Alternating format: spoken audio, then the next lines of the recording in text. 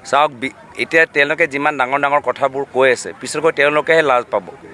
আগতে যোৰহাটত 3 লাখ কথা কৈছিল, 3 লাখ এটা কথাবোৰ ওলায় নেকি?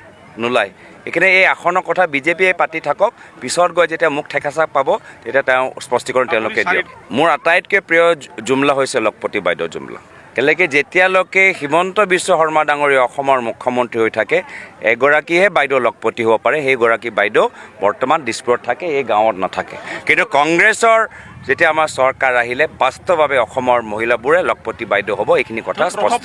মই সেইটোৱে কৈছোঁ, তেওঁলোকে এইখিনি কথা কৈ থাকক না। আগতে 3 লাখ কথা কৈ এতিয়া লাহে লাহে তেওঁলোকৰ মুখখন বন্ধ হৈ গৈছে। এতিয়া তেওঁলোকে আসনৰ কথা পাতি থাকক, পিছত গৈ যেতিয়া মুখ ঠেকেচা খাব আপোনালোকে পিছত স্পষ্টীকৰণ তেওঁৰ পৰা ল'ব।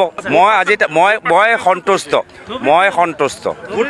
মই প্ৰথম পৰ্যায় নিৰ্বাচন লৈ সন্তুষ্ট, মই দ্বিতীয় পৰ্যায় নিৰ্বাচন লৈ সন্তুষ্ট, তৃতীয় পৰ্যায়ত যিদৰে ৰাইজে ওলাই আহিছে মই জনসমৰ্থন লৈ সন্তুষ্ট। ধুবুৰীতো চিল হৈ গ'ল আৰু।